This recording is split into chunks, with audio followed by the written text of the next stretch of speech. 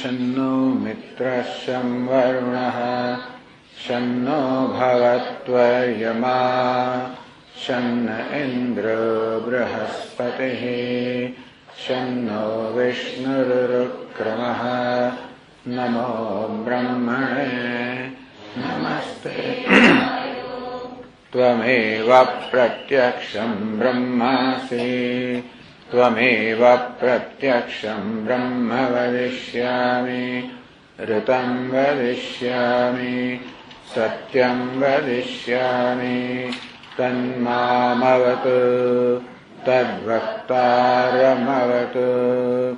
अवतु माम् अवतु वक्तारम् ॐ शान्ति शान्ति शान्तिः ॐ सहनाववतु सहनौ भुनक्तु सह वीर्यं करवावहै तेजस्विनावधीतमस्तु मा विद्विषावहै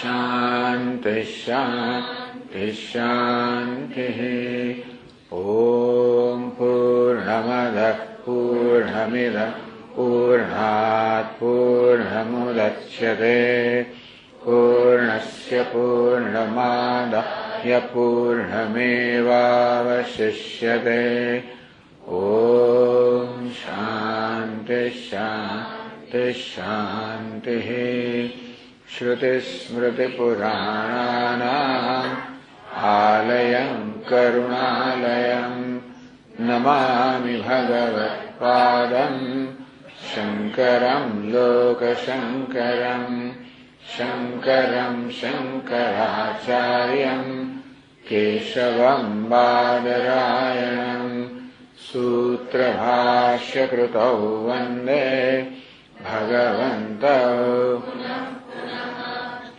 ईश्वरो गुरुरात्मेति मूर्तिभेदविभागिने व्योमवद्व्याप्तदेहाय दक्षिणामूर्तये नमः। वासुदेवेन्द्रयोगीन्द्रम् नत्वा ज्ञानप्रदं गुरुम् मुमुक्षूणां हितार्थाय तत्त्वबोधो विधीयते। साधनचतुष्ट सम्पन्नाधिकारिणाम् मोक्षसाधनभूतम् तत्त्वविवेकप्रकारम् वक्ष्यामः। साधनचतुष्टयं किम्?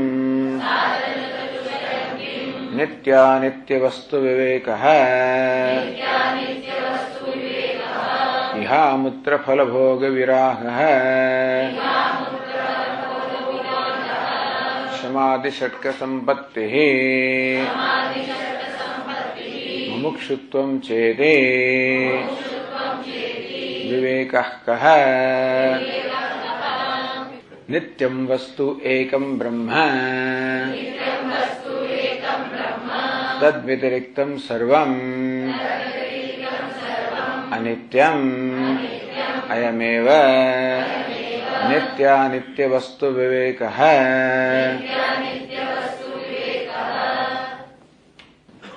સાધન ચતુષ્ટયમ કિમ? સાધન ચતુષ્ટય એટલે શું? તો કે નિત્યાનિત્ય વસ્તુ વિવેક. નિત્ય ને અનિત્ય વસ્તુનો વિવેક, બંનેને જુદા પાડીને અનિત્યને અનિત્ય રૂપે, નિત્યને નિત્ય રૂપે જોવી, એનું નામ નિત્યાનિત્ય વસ્તુ વિહામૂત્રાર્થ ફલભોગ વિરાગ કોને કહેવાય પછી આવશે. એટલે સમજાયો કે નિત્ય અનિત્ય વસ્તુનો વિવેક કેવી રીતે કરવો? તો કે નિત્યમ વસ્તુ એકમ બ્રહ્મ, એક નિત્ય વસ્તુ છે, અગત્યની વસ્તુ છે. આવું એટલા માટે કહેવાની જરૂર પડે છે કે આપણો જે કોઈ વસ્તુનો આપણને અનુભવ છે એ બધું અનિત્ય છે. નિત્ય એટલે અવિનાશી, જેનો વિનાશ ન થાય, જે ચિરંતન હોય, જે સનાતન હોય, જે અનાદિ હોય, જેનો ઉત્પત્તિ ના હોય, વિનાશ ના હોય, વૃદ્ધિક્ષય ના હોય, નિર્વિકાર હોય, જે હંમેશા હોય જ, જે ન હોય એવું બને જ નહીં. નિત્ય એટલે જે હંમેશા હોય, જે ન હોય એવું ના હોય. તો આપણા અનુભવનું જે કંઈ છે તો બધું અનિત્ય જ છે. દુનિયાના બધા જ પદાર્થો કેવા છે? સતત બદલાતા છે. દરેક વસ્તુની ઉત્પત્તિ છે અને આપણને ખબર છે કે દરેક વસ્તુનો ક્યારેક નાશ થવાનો છે. આ સમગ્ર બ્રહ્માંડની ઉત્પત્તિ થઈ 14 અબજ વર્ષ પહેલા, માની લો. એવો સમય આવશે જ્યારે એટલે આ બ્રહ્માંડ વિસ્તરતું જાય છે, પછી એવો સમય સંકોચાતું જાય છે, વળી પાછું હતું ત્યાં ત્યાં પહોંચી જાય. એવું થવાનું છે. બધી વસ્તુ કઈ છે? ચક્રાત્મક છે, સાયક્લિક. અને એથી જે કે વસ્તુનો બધા વસ્તુ જે આપણે જાણીએ છીએ, જે કે અનુભવનો વિષય છે, બધું કેવું છે? અનિત્ય છે. અને તે રીતે હું પણ અનિત્ય જ છું. મારો જન્મ હતો અને મારું મૃત્યુ થવાનું છે, હું વૃદ્ધ થઈ રહ્યો છું, વગેરે વગેરે. એટલે બધું અનિત્ય જ છે. એટલે આપણે એવો નિર્ણય કરીએ કે જગતની અંદર આ અનિત્યથી વધારે કંઈ છે જ નહીં. નહીં, નિત્યમ વસ્તુ ભલે તમને બધાનો અનુભવ થતો હોય અનિત્ય હોય, પરંતુ આ બધા અનિત્ય મને આધાર આપનાર, અધિષ્ઠાન રૂપ, એનું પ્રકાશક, એનો દ્રષ્ટા, એનો અવભાષક નિત્ય વસ્તુ છે. કારણ કે અનિત્ય છે એવું કહેવા માટે પણ આપણી પાસે કોઈક માપદંડ જોઈએ. એવું છે ને કે પરિવર્તન થઈ રહ્યું છે. કોઈ વ્યક્તિને આપણે 10 વર્ષ પછી જોઈએ, ઓ તારે વાળ, તું તો રૂમમાં કેટલી બધી અંધારો કહીએ. આ પ્રકારનો ફેરફાર એ વ્યક્તિમાં થયો, એ માટે આપણે 10 વર્ષ પહેલાની વ્યક્તિ અત્યારે તુલના કરીએ ત્યારે એવું થાય. આમ કોઈ વસ્તુ ગતિમાન હોય તો કેટલું અંતર કાપ્યું, એ અંતર માપવા માટે એની આગળનો જે એક આધાર હતો એની સાથે આપણે તુલના કરીએ. તો આપણે કહીએ અનિત્ય છે બધું, આપણે કહીએ બધું અનિત્ય છે. એ અનિત્ય કહેવાય કોઈક રીતે આપણાનો કંઈક નિત્યનો ખ્યાલ હોવો તો જોઈએ. એ આપણે અનિત્ય કહીએ છીએ કેવી રીતે? ના, સ્વામીજી તો આ વધારે ફેરફાર થનારો છે, ઓછા ફેરફારની દ્રષ્ટિએ કોઈ ઓછો ફેરફાર, એથી ઓછો ફેરફાર. ટૂંકમાં એવું કંઈક હોવું જોઈએ જેમાં કોઈ પ્રકારનો ફેરફાર થતો હોય, એવું કંઈક આપણને અંદરથી કંઈક હોવું જોઈએ જેના આધારે આપણે કહીએ છીએ કે બધું અનિત્ય છે. એટલે આમ જોવા જઈએ તો અનિત્ય કહેવા માટે પણ નિત્યનો અનુભવ જરૂરી તો છે જ. એ તો અનિત્ય કહી ના શકે. અને તેથી એ નિત્ય વસ્તુ છે. અને એનું બીજું એક કારણ એ છે કે આપણે જયારે વિચાર કરીએ કે જીવનમાં આપણે શું ઈચ્છીએ છીએ, એવો વિચાર કરી ધારો કે, તો આપણે જોઈશું કે આપણે કોઈ નિત્ય વસ્તુ ઈચ્છીએ છીએ. આપણને અનિત્યથી ક્યારે સંતોષ થાય નહીં.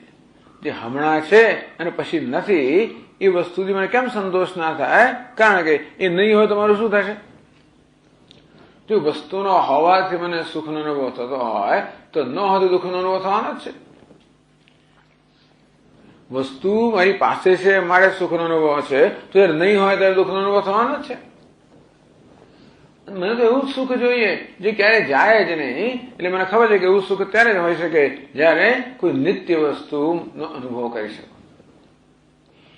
એટલે આપણે ખરેખર તો આપણા પોતાની ઈચ્છાઓ તપાસીએ કે બધી ઈચ્છાની પાછળ કઈ ઈચ્છા છે, તો જ્યાં છે કે આપણને પ્રત્યેકને નિત્ય વસ્તુની ઈચ્છા છે. હવે આપણા અનુભવો તો જે છે બધું અનિત્ય જ છે. તો એનો અર્થ એ થયો કે શું નિત્ય વસ્તુની ઈચ્છા ક્યારે આપણે સંતોષાય જ નહીં? એવી નિત્ય વસ્તુ જ નથી. એ કે નિત્યમ વસ્તુ એની ચિંતા ના કરશો. એક બ્રહ્મ છે. બ્રહ્મ એટલે તે અનંત છે, અપરિચ્છિન્ન છે, બધી મર્યાદાથી રહિત છે. તો બ્રહ્મ છે, નિત્ય વસ્તુ છે, એક છે, અદ્વિતીય છે. અદ્વિતીયનો અર્થ એ તો કે એક નિત્ય જ છે, બીજું કઈ નથી. પણ ચાલો એવું છે. તદ વ્યતિરિક્તમ સર્વ અનિત્યમ છે. એ સિવાયની બાકી વસ્તુ અનિત્ય છે. ટૂંકમાં જે કઈ વસ્તુનો અનુભવ કરે છે એ બ્રહ્મ સિવાયની વસ્તુ છે, પણ તું અનુભવ કરે છે એ સિવાયનું કંઈક બ્રહ્મ છે જે નિત્ય છે, જે તું ઈચ્છી રહ્યો છે. એટલે આપણે મહાન આશ્વાસન મળે, હું જે ઈચ્છું છું એ છે, નથી એવું નથી. અસ્થિતિ પ્રોતો અન્યત્ર કથમ તદુપ છે એવું આપણે શરૂઆત કરી ત્યારે ક્યાંક મળે ને. આપણે એમ જ માને કે નથી, નિત્ય વસ્તુ જ નથી તો ક્યારે મળવાની જ નથી, શોધવાના જ નથી. આપણા મનમાં એવી જાતનો નિર્ણય થઈ ગયો કે 10મો છે જ નહીં, કે આ વસ્તુ છે જ નહીં, તો શોધવાનો પ્રશ્ન નથી. કે નિત્ય વસ્તુ છે, અન્ય સર્વ અનિત્ય છે. આ પ્રકારનો વિવેક, ટૂંકમાં જે કે અનુભવનો વિષય છે બધું અનિત્ય છે, પરતંત્ર છે, આધારિત છે, પરંતુ એ બધું જેને કારણે છે. આમ ટ્રેન ક્યારે ગતિ કરી શકે? જેનો આધાર પેલા પાટા હોવા જોઈએ, જે સ્થિર હોય ત્યારે જે સ્થિર વસ્તુ જ ગતિમાનને આધાર આપે. તેવી રીતે આ બધા અનિત્યને આધાર આપનાર, એને અધિષ્ઠાન રૂપે એને હોવાપણું સત્તા સુધી પ્રદાન કરનાર નિત્ય વસ્તુ છે. બસ આટલું જાણવું જ પૂરતું છે. ભલે ક્યાં છે ને શું છે એ ખબર નથી આપણને, પરંતુ એક અદ્વિતીય બ્રહ્મ છે જે નિત્ય છે અને બાકીનું બધું અનિત્ય છે. આટલું જાણવું એના નિત્ય અનિત્યનો વિવેક. એટલું જ પૂરતું નથી. સાથે જાણવું કે હું જે ઈચ્છું છું એ નિત્ય વસ્તુ છે, અથવા નિત્ય વસ્તુ ઈચ્છું છું, અનિત્ય નહીં, એ પણ જાણવું જોઈએ. નહીતર આપણને ભલે નિત્ય હોય તો મારે શું, એવું નહીં. અનિત્ય વસ્તુ હોય તો મારે શું નહીં, મને નિત્ય વસ્તુ જ જોઈએ છે અને એવું છે. અને બાકી બધું અનિત્ય છે એ નથી જોઈતું. કે નિત્ય વસ્તુ જોઈએ છે, અનિત્ય જોઈતી નથી. નિત્ય વસ્તુ છે, મને જોઈએ છે એ છે, અને તેથી મને જે જોઈએ છે એ નિત્ય વસ્તુ છે, બાકીનું બધું અનિત્ય છે. તો જ પછી અનિત્ય માટે આપણી કયા પ્રકારની દ્રષ્ટિ હોય, ક્યાં નથી જોઈતું. આ નથી જોઈતું એવું આપણા મનમાં ક્યારે, એ પ્રકારની વૃત્તિ ક્યારે જન્મે? જયારે મને ખબર છે કે મને જે જોઈએ છે એટલે જે હોય ચલાવી લઈએ, કશું ના હોય. શું ભાત છે કે એની અંદર નથી તો ચાલો જે હોય. તો સફેદ ભાત છે કે નથી, આ જ છે, ચાલો ખાઈ લો કઈ વાત. એના સ્વામી છે તો ભાર ભાઈ, તો પછી આ ભાત નહીં લઉં. હું તો લઉં છું, આ તમારી વાત નથી કરતો, મને ભાવે, પણ હવે પાસે કોઈ મેં ખાતો જ નથી આ બ્રાઉન રાઈસ. પણ મેં જોયું કે આ તો સારો છે. એવો પહેલા તો મને કાચો જ રહેતો, હવે ચઢી જાય છે, કોઈ પેટમાં દુખાડતો નથી, બહુ સારું જ છે. એટલે આ સફેદ ભાતની વસ્તુ જ ખોટી. મને લાગે આ બ્રાઉન રાઈસ જ હોવો જોઈએ એવું લાગે છે મને. એને સારી રીતે રાંધવું જોઈએ બસ, એટલે બધું ચાલે. પણ ટૂંકમાં આપણે જોઈએ છે તો પછી આપણાની દ્રષ્ટિ જુદી થઈ જાય. નથી તો ચાલો ભાઈ ચલાવી લઈશું, આ જ છે. પણ નહીં, મને જોઈએ તો છે. મોણીદા છે તો કે છે, તો એવું સાંભાર પછી મારે લેવું કે ના લેવું નક્કી કરો. તેમ નિત્ય વસ્તુ છે તો મારે અનિત્યથી કેમ ચલાવેલું? નિત્ય વસ્તુ છે, મારે અનિત્ય નહીં જોઈએ. અને આ રીતે નિત્ય વસ્તુ છે, હું ઈચ્છું છું નિત્ય વસ્તુ, હું ઈચ્છું છું નિત્ય વસ્તુ છે, એને જ શાસ્ત્રમાં બ્રહ્મ કહ્યું છે, એને જ આત્મા કહે છે, એ જ પરમાત્મા છે, એ જ ઈશ્વર છે, એ જ મારા જીવનનું ધ્યેય છે, એ જ ઈચ્છી રહ્યો છું. અર્થાત હું જન્મ્યો ત્યારથી એની ઈચ્છા લઈને જ જન્મ્યો છું. એવું પણ નથી કે કોઈ દિવસ મેં નક્કી કર્યું બસ હવે મારે નિત્ય વસ્તુ જોઈએ, હવે અનિત્ય નહીં જોઈએ. નહીં, જન્મ્યો ત્યારથી સ્વાભાવિક રીતે મારામાં નિત્ય વસ્તુની જ ઈચ્છા છે. પણ ક્યારે મને અનુભવ થયો નથી. હવે મને કહેવામાં આવ્યું કે નિત્ય વસ્તુ છે. તેથી અનિત્ય વસ્તુ માટે, એટલે નિત્ય સુખ છે. ચાલો, જે કે સુખનો આપણે અનુભવ કરીએ, કેવું સુખ છે? અનિત્ય સુખ છે, આવીને જનારું છે, હમણાં છે ને પછી નથી, અને એનાથી મને સંતોષ થતો નથી. શું જીવનનો કોઈ સંતોષ આત્માની વસ્તુ છે કે નહીં? આ જ છે તો કે નહીં. નિત્યમ વસ્તુ એકમ બ્રહ્મ, નિત્ય સુખ છે. ઓહો, નિત્ય સુખ હોય તો પછી મારે અનિત્ય સુખથી ચલાવી લેવાની જરૂર નથી. અને તો પછી અનિત્ય સુખ પ્રત્યે એક દ્રષ્ટિ જન્મે, જેને શું કહેવાય? વૈરાગ્ય. એટલે પછીનો પ્રશ્ન કરે છે, વિરાગ કહ યહ સ્વર્ગ ભોગેશુ ઈચ્છારાહિત્યમ.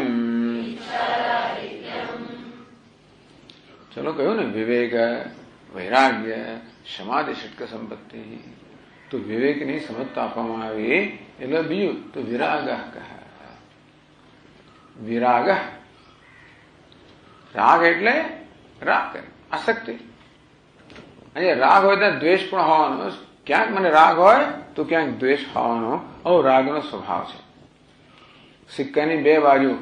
તેવી રીતે રાગ અને દ્વેષ હંમેશા સાથે જ જાય. સાથે જાય એટલે ક્યાંક રાગ છે, ક્યાંક આસક્તિ છે. એનો અર્થ એ થયો કે ક્યાંક મને દ્વેષ છે.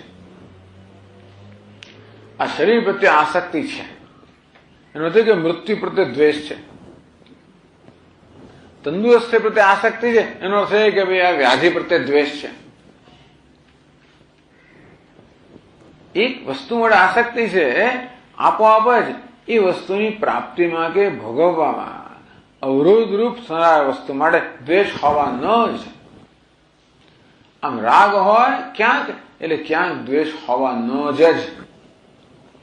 રાગ અને દ્વેષ હંમેશા એક સાથે જવાના. આપણા મનમાં રાગ અને દ્વેષ એક સાથે હોય છે. કોઈક વસ્તુ માટે રાગ, એની સાથે સાથે કશાક માટે દ્વેષ હોવાનો. જો રાગ જ અને દ્વેષ ના હોય તો આપણે પ્રેમ કહીએ. રાગ છે પણ દ્વેષ નથી. આ તો એક વસ્તુ ઈચ્છતો હોઉં, ચાહતો હોઉં, તરત સ્પર્ધા જન્મે. બીજો કોઈ ચાહતો હોય, તરત સ્પર્ધા જન્મે, તો દ્વેષ જન્મે. તો એ રાગ કેવો છે? એ પ્રેમ આસક્તિ છે. એવી જ આપણો પ્રેમ એવો જ પ્રકારનો હોય છે. આપણો બધી વસ્તુનો પ્રેમ કેવો હોય છે? કોઈકની કોઈ જગ્યાએ દ્વેષ ઉત્પન્ન કરનારા હોય છે. તરત સ્પર્ધા જન્મે, દ્વેષ જન્મે, વગેરે વગેરે. આને શું કહેવાય? જે આપણો સ્પર્ધા જન્મ આવે, દ્વેષ જન્મ આવે, અણગમો જન્મ આવે, દુઃખ જન્મ આવે, નિરાશા જન્મ આવે, સમજવું કે પ્રેમ નથી, આસક્તિ છે. એવું જ મોટે ભાગે આપણે હોય, આપણે માણસ છે પણ એવું જ હોય છે. એટલે આપણો રાગ હોય છે અને દ્વેષ હોય છે. વિરાગ વિગત રાગ યસ્માત સહ વિરાગ. જેમ રાગ જતો રહ્યો છે એને વિરાગ કહેવાય. તમે કહ્યું પ્રમાણે રાગ ક્યાં? રાગ હોય દ્વેષ હોવાનો જ. એનો અર્થ એ થયો કે રાગ પણ નથી અને દ્વેષ પણ નથી. વિરાગસ્ય ભાવ વૈરાગ્યમ. આ વિરાગની અવસ્થાને વૈરાગ્ય કહે છે. વૈરાગ એટલે મનની એ અવસ્થા જે રાગ અને દ્વેષ બંનેથી મુક્ત છે. રાગ અને દ્વેષ બંનેથી મુક્ત મનની અવસ્થાને વૈરાગ્ય કહે છે. તો હવે આપણો વૈરાગ્ય છે એવું ક્યારે ખબર પડે? તો કહ્યું ઇહ સ્વર્ગ ભોગેશુ ઈચ્છારાહિત્યમ. આ કઈ વસ્તુ કહ્યું? ઇહ મૂત્રાર્થ ફલ ભોગ વિરાગ. ઇહ અમૂત્ર અર્થ, અર્થ એટલે પદાર્થ. એટલે આ લોકમાં, અમૂત્ર પરલોકમાં. આ બધું છે ને વૈદિક સંસ્કૃતિના સંદર્ભમાં છે. આ લોક અને પરલોક. કારણ કે વૈદિક યુગની અંદર લોકોને હંમેશા આ પરલોક માટે ખૂબ મૂલ્ય હતું. જેથી આપણે આ લોકમાં યજ્ઞ યાગાદિ વગેરે કરીએ તો આપણને સ્વર્ગમાં સ્થાન પ્રાપ્ત થાય. એ ધ્યેય હતું જીવનનું. એટલે આ મીમાંસક લોકોએ આપણા જીવનનું ધ્યેય શું બનાવ્યું? સ્વર્ગ. એટલે આ જન્મ શું કરો? મહેનત કરો, યજ્ઞ યાગાદિ કરો, તપસ્યા કરો, દાન કરો, સહન કરો. શેના માટે? જેથી તમને પરલોકમાં મૃત્યુ પછી તમને શ્રેષ્ઠ સુખ પ્રાપ્ત થશે. એ માટે લોકો આ જીવનમાં ઘણું બિચારો સહન કરે. એટલે પેલા પરલોકના સુખની પણ ખૂબ ઈચ્છા. આમ તો આ લોકોના સુખની ઈચ્છા હોય કે બધું દેખાય છે ને. ટૂંકમાં દુનિયાના જે વિષયો છે આપણામાં કોઈનો કોઈ પ્રભાવ પાડવાના છે. વસ્તુ જોઈએ, મીઠાઈ એટલે મોં પાણી આવવાનું, એવું થઈ જવાનું. સિનેમાનું બોર્ડ જોડે જવાની ઈચ્છા થઈ જવાની, વગેરે વગેરે. આમ આ જગતના વિષયો સામાન્ય આપણામાં ભોગ વૃત્તિ ઉત્પન્ન કરતા હોય છે અને તેથી આપણને જગતના વિષયો માટે સામાન્ય પ્રેમ હોય છે. એટલે ભગવાન કઠોપનિષદ કહે પરાંચિખાની વિતરણ સ્વયંભૂ તસ્માત પરાંગ પશી નાંતરાત્મા. ભગવાને આપણી ઇન્દ્રિયોને બહિર્મુખ જ બનાવે છે. ઇન્દ્રિયોમાં વિષયો માટેનું આકર્ષણ સ્વાભાવિક મૂકેલું જ છે. દરેક ઇન્દ્રિયને પોતાના વિષય માટે સ્વાભાવિક આકર્ષણ હોવાનું જ. કારણ કે આપણે એવી જાતનો નિર્ણય લઈને જન્મ્યા છે કે સુખો તો બહારથી જ પ્રાપ્ત થાય. હું તો દુઃખી છું, સુખની જરૂરિયાત વાળો છું અને તેથી ઇન્દ્રિયને ગમતા વિષય મળે તો જ મને સુખનો અનુભવ મળે. આવી જાતનો મનનો નિર્ણય છે. એ હોવાને કારણે સ્વાભાવિક છે ગમન ઇન્દ્રિયના વિષયો તરફ નજર કરવાનો સુખ માટે. અને તેથી જે વિષયોને સુખનું સાધન માનવામાં આવે છે એમના પ્રત્યે સ્વાભાવિક આકર્ષણ હોવાનું છે, રાગ હોવાનો. જે રાગ છે, આસક્ત છે, તે પરતંત્રતા છે. એ વિષય મારા સુખનું સાધન છે. એ હોય તો મને આનંદ થાય, એ ન હોય તો દુઃખી થઈ જવું. અને તેથી મારી સુખાકારી મનની સ્વસ્થતા એ વસ્તુ પર કે વ્યક્તિ પર આધારિત છે. આ પ્રકારના સંબંધને રાગ કહેવાય. અને કહ્યું દ્વેષ જન્મવાનો હોય છે. જો કોઈ વસ્તુ એના અનુભવની આડે વગર હું ઈચ્છું છું એની આડે આવે એને આપણે દ્વેષ જન્મવાનો. આવી રીતે રાગ અને દ્વેષના સંસ્કાર લઈને જ આપણે જન્મ્યા છીએ.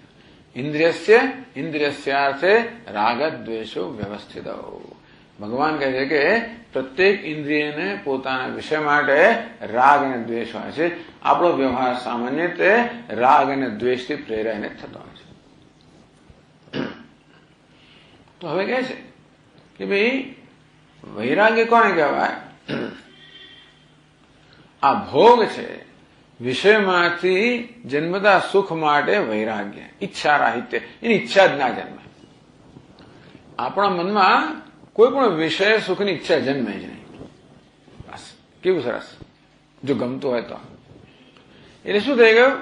ભલે ને વિષયો મારી આસપાસ હોય, સામાન્ય રીતે વિષયો મારા પર પ્રભાવ પાડે છે, મારો ભોગ બુદ્ધિ જન્માવે છે, એમને ભોગવવાની ઈચ્છા જન્માવે છે. પછી કલ્પના કરો કે આસપાસ વસ્તુ હોય અને છતાં પણ મારામાં કોઈ પ્રકારની ભોગ બુદ્ધિ જન્મે જ નહીં. અને તેથી એમને ભોગવવાની ઈચ્છા જ ન જન્મે. આ અવસ્થાને કહેવાય વૈરાગ્ય. ઈચ્છા રાહિત્ય એટલે ઈચ્છાનો અભાવ. આ ઈચ્છા છે ને, ઈચ્છા હોવા કે ન હોવાની મને સ્વતંત્રતા નથી. ઈચ્છા નક્કી કરનાર કોણ છે? પેલો વિષય નક્કી કરતો હોય છે. મારા એ ઈચ્છા જન્માવતો હોય છે. એટલે જ્યાં સુધી આપણું મન વિષયોના પ્રભાવ ત્યાં સુધી આપણે ઈચ્છાથી મુક્ત થઈ શકવાના નથી. અને જ્યાં સુધી અંદર આપણને ખાલીપો છે, શૂન્યતા છે, ઉદાસીનતા છે, વિષાદ છે, ત્યાં સુધી હંમેશા મનમાં સુખની આકાંક્ષા રહેવાની જ. અને ત્યાં સુધી આ વિષયો મહત્વના હોવાના, મૂલ્યવાન હોવાના. અત્યારે આ બધા જગતના વિષયો મૂલ્યવાન છે. પછી ઇન્દ્રિયના વિષયો હોય કે ધન સંપત્તિ હોય, સત્તા પ્રતિષ્ઠા હોય, આ બધી વસ્તુ વિષયો જ છે. વ્યક્તિઓ હોય, લાગણીનું સુખ મળતું હોય, પછી નવી વસ્તુ જોવાની હોય, જાણવાની હોય, ફરવાનું હોય, આખા બુદ્ધિને આપણે ઉત્તેજન આપનારી વસ્તુઓ, લાગણીને ઉત્તેજન આપનારી વસ્તુઓ, બુદ્ધિને ઉત્તેજન આપનારી વસ્તુઓ, અહંકારને ઉત્તેજન આપનારી વસ્તુઓ, મને પ્રણામ કરે, મારું સન્માન કરે, મારું નિયંત્રણ હોય. આ સત્તા, પ્રતિષ્ઠા, સન્માન, અહંકારને પોષનારી વસ્તુઓ, નવીની વસ્તુ જાણવી, જોવી, આ બધી બુદ્ધિને ઉત્તેજન આપનારી વસ્તુઓ. મિત્રતાઓ હોય વગેરે વગેરે, આ બધું શું છે? લાગણીને ઉત્તેજન આપનારી વસ્તુઓ. અને પછી સિનેમા, ફલાણા દીકરાને ખાવું ને પીવું ને આ બધી વસ્તુ શું છે? આ બધી ઇન્દ્રિયને ઉત્તેજન આપનારી વસ્તુઓ. આવી રીતે ચાર સ્તરે આપણે સુખ અનુભવતા હોઈએ છીએ. ઇન્દ્રિયના સ્તરે, લાગણીના સ્તરે, બુદ્ધિના સ્તરે અને અહંકારના સ્તરે. વિષયોમાં બધાનો સમાવેશ થાય. ખાલી મીઠાઈનો સમાવેશ થાય એટલું નહીં. બસ મને હવે ખાવા માટે કોઈ રાગ રહ્યો નથી, 2000 વસ્તુ માટે હોય ને, બધી વસ્તુ આવે. વેદાંતમાં વિષયને કોઈ સ્પષ્ટતા કરવામાં આવતી જ નથી. લોકો એમ માને કે ઇન્દ્રિયના વિષયો માટે રાગ ના હોવા અને બીજા કેટલાય વિષય માટે હોય. એ તો બહુ જલ્દી છોડી દેવાય. ટૂંકમાં ઇન્દ્રિયની આકર્ષણ જલ્દી છૂટી જાય, પણ બીજું બધું આકર્ષણ છૂટતું નથી. લાગણીનું આકર્ષણ છૂટતું નથી. લાગણીના સ્તરે માણસ પરતંત્ર રહેતો હોય છે. બુદ્ધિનું આકર્ષણ છૂટતું નથી. એ નવું બધું જોવા જાણવાનું. અહંકારનું આકર્ષણ, જે મને સત્તા અને પ્રતિષ્ઠા મળે, આ તો જતું નથી આવતું ને. વૈરાગ્ય શું એ જ લોકોને ખબર નથી. બસ આપણને હવે આ સિનેમાની ઈચ્છા નથી થતી સ્વામી, એટલે વૈરાગ્ય એ તો હશે. વૈરાગ્ય એક અંશ છે વૈરાગ્યનો. એ પણ વૈરાગ્ય તો ખરો જ, પણ એક અંશ છે. વિષયો ઇન્દ્રિયના સ્તરના હોય, લાગણીના સ્તરના હોય, બુદ્ધિના સ્તરના હોય, અહંકારના સ્તરના. એક સૂક્ષ્મ થતું જાય. ઇન્દ્રિયને છોડના વિષય છોડો પ્રમાણમાં સરળ છે, લાગણીને છોડો પ્રમાણમાં સરળ છે, પછી બુદ્ધિને છોડો પ્રમાણ અઘરો, અહંકારના વિષય છોડો બહુ જ અઘરો. એટલે કે છે વિરાગ ઈચ્છા રાહિત્યમ. આ કશી વસ્તુ ઈચ્છા જન્મ આવે જ નહીં. લો ફલાણી પદવી આપવામાં આવશે, ઠીક નથી લેવું એવું નહીં. વૈરાગ્ય એટલે વસ્તુને તિરસ્કારવી, તરછોડવી, મોં ફેરવી લેવું, ભાગી જવું તો નહીં. એ બતાવે છે કે હજી ગડબડ છે અંદર. તરછોડવું પડે કશાકને, તિરસ્કારવું પડે, મોં ફેરવી લેવું પડે, ભાગી જવું પડે. એનો અર્થ કે હજી એની મારા પર મારું નિયંત્રણ છે, હજી એનો કંટ્રોલ મારા પર છે ખરો. એની હાજરી હું સહી શકતો નથી, રહેવાતું નથી હાજરીમાં, અને એટલે મને દૂર જવું પડે છે. એનો અર્થ કે હજી અંદર રાગ રહ્યો છે. વિષય વિનિવર્તનતે નિરાહારસ્ય દેહિન. રસવટૂકમાં ભલે વિષય અંતર ઉત્પન્ન કરતો પણ પેલા રાગ અને દ્વેષ છે એ તો બાંધી રાખતા જ હોય છે. વૈરાગ એટલે બધા વિષયો સાથે એક સ્વસ્થ કે તંદુરસ્ત સંબંધ. વેદાંતમાં કોઈ વસ્તુનો તિરસ્કાર કરવાનો નથી. લોકો ઘણીવાર દ્વેષને વૈરાગ્ય માને છે. બસ મને કશું ગમતું જ નહીં સ્વામીજી, કોઈ રસ જ નથી પડતો, એને વૈરાગ્ય માને. એવું નથી. એટલે અભાવ થઈ જવો, મન ઉઠી જવું, એને વેદાંતમાં વૈરાગ્ય કહે છે ખરો છે કે તદ વૈરાગ્યમ જિહાસા, છોડી દેવાના. અહીં શું ઈચ્છા રાહિત્ય કહ્યું, ઈચ્છા ન જન્મી. પેલા શું કહે છોડવાની ઈચ્છા, એમાં ઈચ્છાને વૈરાગ્ય કહ્યું. ચાલો એ પણ સમજાયું છે. કશીક વસ્તુને પ્રાપ્ત કરવાની તીવ્ર ઈચ્છા હોય તો બીજાને છોડવાની તીવ્ર ઈચ્છા જન્મે. આમ આત્માને પ્રાપ્ત કરવાની તીવ્ર ઈચ્છા હોય તો પેલાને છોડવાની તીવ્ર ઈચ્છા જન્મે. એ પણ સમજાયું છે. સાથે સાથે જો આપણે આંતરિક સંતોષ હોય તો બહારના વિષયો આપણામાં ભોગ બુદ્ધિના જન્મ આવે. એ ક્યારે જન્મ આવે? અંદર જયારે અસંતોષ હોય ને ત્યારે જ બધી વસ્તુઓ પ્રભાવ પાડી શકે. અંદર સંતોષ હોય તો કશી વસ્તુ પ્રભાવ પાડી જ ના શકે. એટલે વૈરાગ્ય એટલે આપણામાં સમજ હોવી જોઈએ કે વૈરાગ્ય એટલે આંતરિક સંતોષ પ્રાપ્ત કરવો. વૈરાગ્ય એટલે અત્યારે તો હજી માત્ર બુદ્ધિના સ્તરે જ છે. અત્યારે ચર્ચા છે ને અહીંયા આગળ એ માત્ર સમજના સ્તરે જ છે કે ભાઈ ઇહ સ્વર્ગ ભોગેશુ, અહીંના અને સ્વર્ગના ટૂંકમાં દુનિયામાં કોઈ પણ જગ્યાએ કોઈ પણ પ્રકારના સુખ મળતું હોય એ સુખ અનિત્ય છે. આપણે નિત્ય અનિત્ય વસ્તુ છે ને, નિત્ય સુખ જોઈએ છે. આ લોકના અને પરલોકના બધા પદાર્થો સુખ આપતા હોય તો આપણે કેવું છે અનિત્ય સુખ આપનારા છે. બધા પદાર્થો જ અનિત્ય છે, કોઈ વસ્તુ નિત્ય છે જ નહીં. ભલી વસ્તુ અનિત્ય જ છે. ભલભલું મકાન આપણી પાસે હોય તો પ્રાઇમ મિનિસ્ટર થતો હોય 5 વર્ષ 10 વર્ષ. હિન્દુસ્તાનમાં પેલો ગાડી છોડે જ નહીં, છોડે તો મરે તો છૂટવાનું, છેવટે જવાનું છે. વિદેશમાં એવું નથી હોતું. અમેરિકામાં 8 જ વર્ષ બસ. ભલો માણસ છે, પછી ખાલી કરવી પડે ખુરશી. એ પહેલા ખાલી ન કરાવી હોય તો કરવી પડે. જો તમે બરોબર કામ ના કરો તો ખાલી કરાવી જ દે તમારી પાસે. કદાચ બહુ સારું કામ કર્યું હોય તો એ તમારે ખાલી કરવી જ પડે. બધી વસ્તુઓ સમયમાં મર્યાદિત, સ્થળમાં મર્યાદિત, માપમાં મર્યાદિત. તમને વસ્તુ સુખ આપે અમુક સમય માટે આપે, અમુક જગ્યાએ આપે. બધી વસ્તુ બધી જગ્યાએ મજા ના આવે. જે વસ્તુ જ્યાં મજા આવતી હોય ત્યાં આવે. પછી એવું છે સિનેમા તો સિનેમા થિયેટરમાં જતા મજા આવે, પછી બીજી મજા ના આવે. ઘરમાં પેલું સમય આટલા નાના સ્ક્રીનમાં મજા નથી આવતી. 70 મિલીમીટર આ બધું હોય તો જુદી વાત છે. આટલા સ્ક્રીન એક તો પછી આપણે ટીવીમાં અડધું કપાઈ જાય, લાંબો સ્ક્રીન હોય ને મજા ના આવે. ક્રિકેટ મેચ તમે મેદાનમાં જઈને જરા જુઓ, ક્રિકેટ ગ્રાઉન્ડમાં ત્યાંનું જ આખું વાતાવરણ, એક્સાઇટમેન્ટ, જેમ ઉત્તેજના એ જુદી વસ્તુ છે, ટીવી પર જુદી વસ્તુ. આમ દરેક આનંદ માટે કોઈ સ્થળ હોય, કોઈ કાળ હોય, અને છતાં પણ એનું માપ તો હોવાનું હોય, અમુક માપનું જ હોય. ટૂંકમાં આપણે બધેથી આનંદ મળ્યો નહીં, દરેક વસ્તુ થોડું આનંદ આપે. એટલે આનંદ લેતા હોય ત્યારે પણ ખબર છે કે ભાઈ આનાથી વધારે હોઈ શકે કે વધારે હતો ખરો. આ મેચ એક્સાઇટિંગ હતી પણ પેલા જેવી નહીં. આ સચિન તેંડુલકરની બેટિંગ સરસ પણ તે વખત જેવી નહીં. પેલા બીજો કોણ હતો આપણો સાઉથ આફ્રિકાનો કાલિસ, એના જેવી નહીં. હા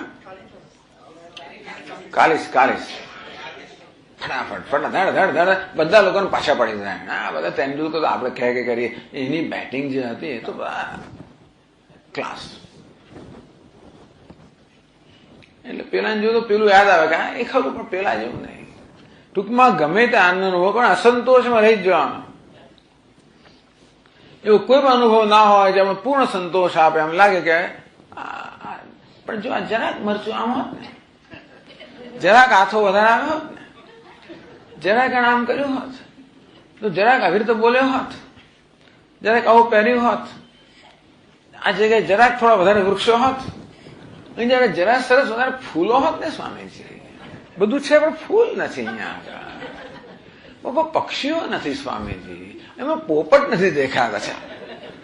ટૂંકમાં બધી કોઈ વસ્તુ પરફેક્ટ હોય જ નહીં ક્યાંય પણ. એટલે આપણે એવું રહેવાનું ગમે છે કે કઈ ને કઈ પ્રકારનો દરેક સુખના અનુભવમાં કશું ને કશું ઉણપ તો રહેવાની છે. આમ દરેક સુખનો અનુભવ કેવો છે, અમુક કાળ પૂરતો મર્યાદિત છે.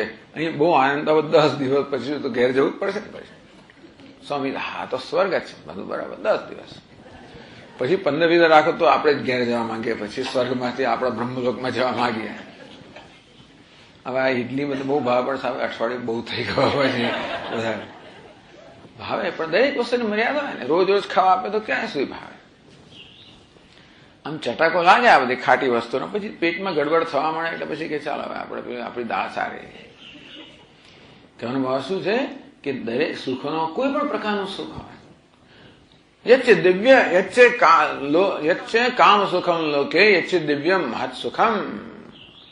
આ દુનિયાની અંદર જે બધા વિષયોનો આનંદ આવતો હોય કે સ્વર્ગના દિવ્ય આનંદ આવતો ભલે ન હોય, બધું કેવું છે, બધું મર્યાદિત છે.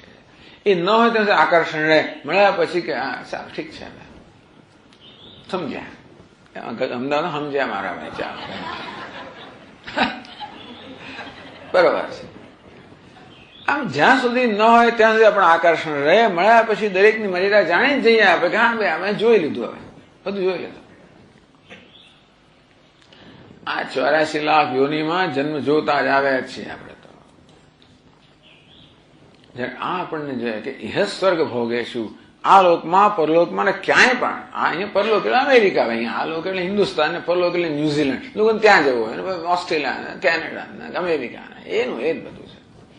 અહીંથી એવું લાગે બધું આકર્ષણ ખૂબ હોય. ત્યાં ગયા પછી પણ આમ લાગે બધું ઝગઝમાળ બધું. થોડા દાડા જે મજૂરી કરવી પડે, જે રાત દિવસ કરવું પડે, એમાંથી વિચારો પહેલા પાછા જવાની ઈચ્છા થઈ જાય. અને કદાચ એને બધું સારું હોય, રાજમહેલમાં એને તો આવે શું. મથુરા જાઓ તો પણ પેલી નંદ યશોદા તો ના જ હોય ને, ગોપી તો ના જ હોય ને. રામચંદ્રજી કે ભાઈ વૈકુંઠ પણ શું, અયોધ્યામાં ત્યાં સરયું તો ના હોય ને. લંકા ભલે સોના રહી, જનની જન્મભૂમિ છે સ્વર્ગાત અપી ગરિષ્યતિ. જનની જન્મભૂમિ છે તો ભાઈ એ લક્ષ્મણ આ સોની લંકા છે પણ નવે રો છે તે, એ મને એવો આનંદ નથી આપતી. જનની ને જન્મભૂમિ આપનારી વગેરે વગેરે. ટૂંકમાં અહીંયા તો લંકા યાદ આવે, ત્યાં તો આ યાદ આવે, એટલે આપણે એવા જ છે પાછા. ત્યાં ગયા પછી આ યાદ આવવાનું રોજ રોજ, અહીંયા તો પેલું યાદ આવે. તેનો ભાવ એ છે કે દરેક વસ્તુ આ જયારે જાણવાની જરૂર છે કે બધું જે કઈ સુખ અનુભવવાનો વિષય હોય એ બધું અનિત્ય જ હોય છે. ક્યારે આપણને કોઈ સ્થાયી સંતોષ ના આપી શકે અને આપણને નિત્ય સંતોષ જોઈએ છે. એ અગત્યનું છે. મને જોઈએ છે શું એ તો ધ્યાનમાં રાખવું જ પડે કે મને નિત્ય મને હંમેશ માટેનો સંતોષ જોઈએ છે. મને નિત્ય સુખ જોઈએ છે.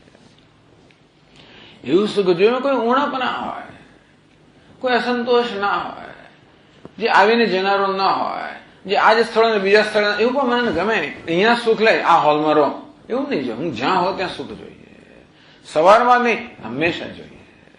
તમે હો ત્યારે જ નહીં, જ્યાં હોય ત્યાં જોઈએ. ગમે તેની હાજરીમાં, ઘરમાં ખરું ને, ઓફિસમાં ખરું ને, બહાર પણ બધે જોઈએ. આમ દેશ કાળ વસ્તુ પરિસ્થિતિ આ બધે પરિચ્છન્ન, બધે સ્વતંત્ર, આ બધે સ્વતંત્ર સુખ મને જોઈએ છે. હું નામ જ નિત્ય સુખ. અને સ્વાભાવિક છે કે જગતનો આ દુનિયામાં કોઈ પદાર્થ ક્યાં પડ્યો નથી એ પણ આપી શકે. એટલે ટૂંકમાં આ મને જોઈએ ક્યાંય પ્રાપ્ત થવાનું નથી. બધી વસ્તુ છેવટે આપણને અસંતુષ્ટ છોડવાની છે. આ તો શું છે, સુખના અનુભવથી ઉલટી તૃષ્ણા વધતી જાય છે, ઘટતી નથી. આ કેવું સુખ છે, તૃષ્ણા વધતી જ જાય, ઘટતી નથી. ભલે ઇન્દ્રિયોની શક્તિ ઘટતી જાય, તૃષ્ણા તો વધતી જ જાય. એટલે ભૂખ વધારે છે. બહુ ભૂખ્યા માણસ અડધો રોટલો આપો તો આટલું શું આપો છો, ઉલટે એની ભૂખ વધે. એવું આપણે ભૂખ વધતી જ જાય છે. આ પ્રકારે આ લોક અને પરલોકના જે કે વિષયો છે એમાંથી જે સુખ પ્રાપ્ત થાય છે એનું જ આપણે વિશ્લેષણ કરીએ તો તરત આપણું જે આકર્ષણ છે જતું રહે. આકર્ષણ કેમ છે? એ વસ્તુના સ્વભાવ પર પૂરતો વ્યવસ્થિત વિચાર ન કર્યો હોવાને કારણે જયારે વિચાર કરી ત્યારે આકર્ષણ જતું રહે. ઈચ્છા રાહિત્ય. પછી મને એનું આકર્ષણ ના રહે તો પછી મને પ્રભાવ ના પાડે. આ રીતે બુદ્ધિના સ્તરે પેલા વિવેક કે મને જોઈએ છે નિત્ય સુખ. જગતના પદાર્થો અનિત્ય છે અને જગતના અનિત્ય પદાર્થો અનિત્ય સુખ આપનારા છે. એટલા માટે એમના પર આધારિત થવું જો હોઈશ તો અમે પરતંત્ર જ રહેવાનો છું. મને ક્યારે સ્વતંત્રતા ના મળે. જ્યાં પરતંત્ર ત્યાં દુઃખ જ છે. સર્વમ પરવશમ દુઃખમ. જ્યાં પરવશતા છે, પરવશતા એટલે જ દુઃખ. જ્યાં પરવશતા નહીં, પરવશતા એટલે જ દુઃખ. એ સ્વતંત્રતા એટલે સુખ. મને સુખ પણ જોઈએ, સ્વતંત્રતા પણ જોઈએ. આ પ્રકારે જગતના વિષયોની સમજ પરથી આપણને એમના માટે જે બૌદ્ધિક આમાં એવું છે ને, આપણા જીવનની અંદર બે પ્રકારની સમસ્યાઓ છે. એક તો બુદ્ધિના સ્તરની, એક તો સમજની સમસ્યા અને બીજી લાગણીની સમસ્યા. અત્યારે સમજના સ્તરે વાત કરવામાં આવે છે. સમજનું સ્તર કયું છે કે મને નિત્ય વસ્તુ જોઈએ. એ તદ વ્યતિરિક્તમ, એ સિવાય બધું અનિત્ય છે માટે મને ના જોઈએ. મને નિત્ય સુખ જોઈએ. જગતના બધા પદાર્થો અને બધી સિદ્ધિઓ અને પછી અણીમાં ગરિમા મહિમા લઘિમા જે હોય તે બધી સિદ્ધિઓ દેહાદિ બ્રહ્મ પર્યંતે નિત્ય ભોગ્ય વસ્તુની આ શરીરથી પ્રાપ્ત થતા ને બ્રહ્માજીના દેહથી પ્રાપ્ત થનારા જેટલા સુખ છે એ બધા નિત્ય છે. આ પ્રકારની સમજ એ જે આપણે બુદ્ધિમાં એક આકર્ષણ છે ને, જે વસ્તુને આપણે સુખનું સાધન માનીએ એને પ્રત્યે બુદ્ધિમાં કિંમત હોવાની. ખબર પડે કે આ સુખના સાધન આ તો યહી સ્પર્શ દુઃખ એવો ને એ વધે. આ તો ખરેખર એ બધું સુખ મેળવવા માટે જે કિંમત ચૂકવવી પડે એ સુખ કરતા ઘણી વધારે આવે છે. ખરેખર તો દુઃખનું સાધન છે. એ સુખ ભોગવ્યા પછી ગઈકાલે કહ્યું ને કે રાત્રે દારૂ પીને બિચારો મસ્ત થયો હોય, સવારે પછી જે થાય બહુ ભયંકર સ્થિતિ હોય છે.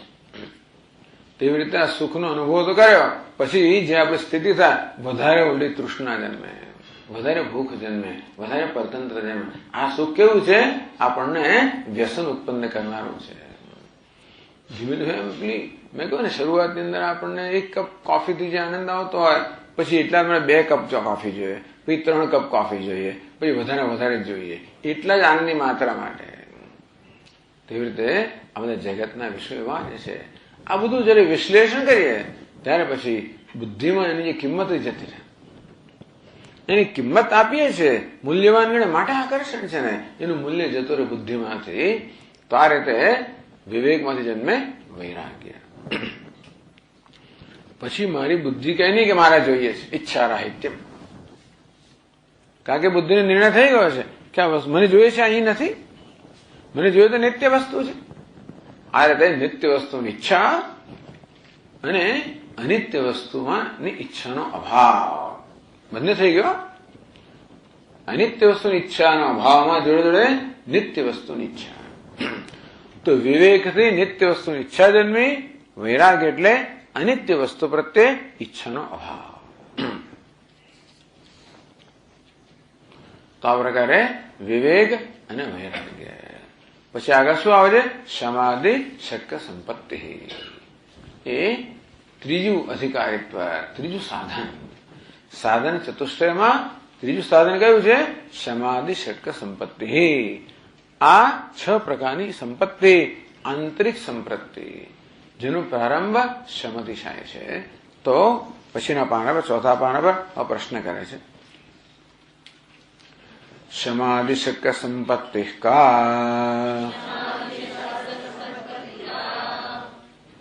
હવે શિષ્ય પ્રશ્ન કરે કે મહારાજ વિવેક તો હું સમજી ગયો, વિરાગ પણ સમજી ગયો, હવે સમાધિ શક્ય સંપત્તિ શું છે એ આપ મને કહો.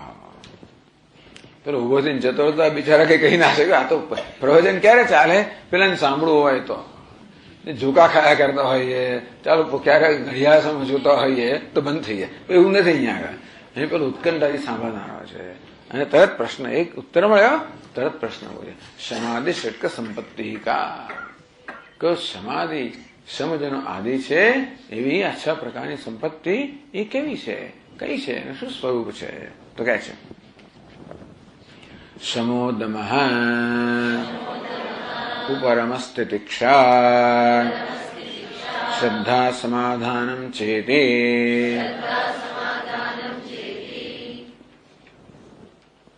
શમઃ દમઃ ઉપરમ તિતિક્ષા શ્રદ્ધા અને સમાધાન. તો ગુરુજી કહે છે કે આ 6 પ્રકારની આંતરિક સંપત્તિ. તો વૈરાગ્ય પરિપક્વ ક્યારે થયો કહેવાય? જ્યારે આપણામાં આ 6 પ્રકારની આંતરિક સંપત્તિ, દૈવી સંપત્તિ જન્મે. વિવેકની પરિપક્વતા છે વૈરાગ્યમાં, વૈરાગ્યની પરિપક્વતા છે આ સમાધિ ષટક સંપત્તિમાં. ચાલો પહેલા તો નામ જ કયા? શમ, દમ, ઉપરમ, તિતિક્ષા, શ્રદ્ધા, સમાધાન. તરત પેલો પૂછે હવે શમઃ કહ. ભગવાન શમ એટલે શું? કે મનોનિગ્રહ.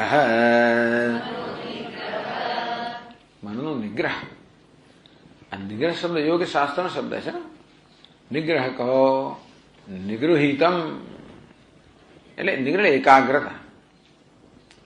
એટલે આ ટૂંકમાં ચિત્તનો સમનો સમય એટલે ચિત્ત નિગ્રહ. ચિત્ત અહીંયા આગળ આમ શમનો તો શાંતિ થાય. એ સરળ શમ શબ્દ છે એ શમધાતુ, શાંતિ શબ્દ શમ શબ્દ બન્યો. શમ એટલે શાંતિ, મનની શાંતિ એટલે શમ. મનમાં અશાંતિ કેમ છે ખબર છે? મનમાં અશાંતિ કેમ છે ખબર છે? આપણને મુખ્ય અશાંતિ છે કોનાથી છે ખબર છે? આપણા પોતાનાથી. આપણા મનમાં સતત યુદ્ધ ચાલતું હોય છે. કોની સાથે? પોતાની સાથે. કેમ? કારણ કે મને મારાથી જ અસંતોષ છે. જ્યારે જ્યારે મને મારી પાસે અપેક્ષા છે, જ્યારે જ્યારે હું મારી પોતાની પ્રત્યેની અપેક્ષામાં ઉતરું ત્યારે મને મારાથી અસંતોષ છે. જે દરેક વસ્તુ મળે આપણે અપેક્ષા છે એ પૂરી ના થયેલા અસંતોષ છે. ઈડલી માટે અપેક્ષા હોય કે ઈડલી કેવી હોવી જોઈએ, પછી ના નીકળે. સરસ હોય, પોચી હોય, વગેરે વગેરે. જરાક થોડીક પેલી આમ કઠણ નીકળે, થોડી કાચી નીકળે, એવું થાય તો આપણે નિરાશા જન્મે, અસંતોષ જન્મે. અસંતોષ શેમાં જન્મે છે? આપણી અપેક્ષા પૂરી ન થવાને કારણે. આમ દુનિયામાં તો અસંતોષ છે જ છે. અપેક્ષાનો સ્વભાવ એવો છે કે પૂરી થાય એટલે પાછી વધે. પછી બીજા દિવસે વધારે અપેક્ષા રાખીએ, પછી એથી વધારે અપેક્ષા રાખીએ. એક દિવસ એવો આવે કે ભલી વસ્તુ આપણે અપેક્ષા પૂરી કરવામાં નિષ્ફળ નીવડે. ભલી વસ્તુ તમે જોજો, શરૂઆત બહુ સરસ થાય સંબંધની, આમ આનંદ આનંદ છે. ધીમે ધીમે ધીમે પછી આપણે અપેક્ષા વધતી જાય વધતી જાય વધતી જાય અને એક સમય એવો આવે પહેલા આપણને એમ તો બસ એની હાજરીમાં જ આનંદ છે.